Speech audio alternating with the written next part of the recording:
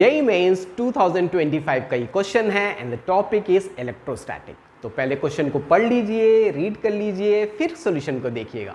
ठीक है, तो इस क्वेश्चन में हमारे पास दो आइडेंटिकल स्फीयर्स है, one is charge and another is अनचार्ज। जो चार्ज वाले स्फीयर के ऊपर जो चार्ज की वैल्यू है that is 4 × 10⁻⁸ coulomb. Now what, the two spheres are brought into contact and they are separated and the force between them is 9 × 10⁻³ Newton.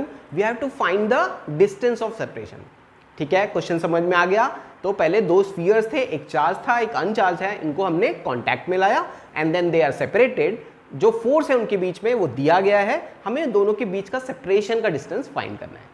ठीक है, तो इस क्वेश्चन को सॉल्व करने के लिए एक बहुत ही की कॉन्सेप्ट आपको अच्छे से याद होना चाहिए, बोर्ड एग्जाम्स में भी आता है कि अगर हमारे पास दो आइडेंटिकल स्फीयर्स हैं and they are brought into contact, तो जो टोटल चार्ज होगा दोनों स्फीयर का, हो सकता है एक चार्ज हो एक अनचार्ज हो या दोनों चार्ज हो, जो टोटल चार्ज होगा दोनों का that is equally divided among the two. आया समझ में? दो स्फीयर्स हैं, आइडेंटिकल होने जरूरी हैं। अगर आइडेंटिकल है, जो टोटल चार्ज होगा इन दोनों का, अगर they are brought in contact they will be equally divided. और इस कॉन्सेप्ट पे ही ये क्वेश्चन बेस्ड है। एक और फॉर्मूला जो आपको पता ही होगा कि जो कूलम्स लॉ होता है कि force between two charges is given by K Q1 Q2/r²। JEE mains की तैयारी कर रहे हो तो ये तो पता ही होगा।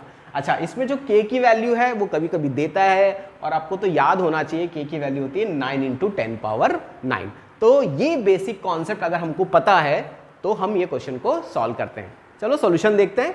तो सबसे पहले क्या किया, दोनों चार्जेस को हमने कांटेक्ट में लाया। तो जब कांटेक्ट में लाया, जो एक चार्ज है तो अनचार्ज है, जो टोटल चार्ज होगा Q that will be divided among the two in equal amount. तो दोनों में चार्ज कितना कितना हो जाएगा, Q/2 Q/2। ये हमारा बेसिक मेन कॉन्सेप्ट था। तो दोनों में जो चार्ज हो गया दैट इज Q/2 Q/2। तो Q की वैल्यू तो 4 × 10⁻⁸ दी है, डिवाइडेड बाई 2 करो तो कितना हो जाएगा 2 × 10⁻⁸। तो दोनों में जो चार्ज है वो है 2 × 10⁻⁸। ठीक, अब हमको पता है कि जो फोर्स होता है that is given by K Q1 Q2/r²। K की वैल्यू रखते हैं, Q1 Q2 की वैल्यू रखते हैं, तो वी गेट दिस एक्सप्रेशन।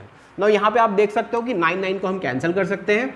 ये 10⁻³ जब इस साइड जाएगा तो it will become positive and it will become 10⁻12। Basic maths, यहाँ का जो 10⁻−10⁻8 एड अप हो गया 10⁻16, 2 2 हो जाएगा 4, और हम इसको फर्दर सॉल्व करेंगे तो 12 - 16 दैट विल बी 10⁻⁴। यहाँ पे r² चल रहा है तो r निकालने के लिए we have to take the square root which comes out to be 2 × 10⁻² meters. But option जो है वो सेंटीमीटर्स में दी है, तो 2 × 10⁻² मीटर्स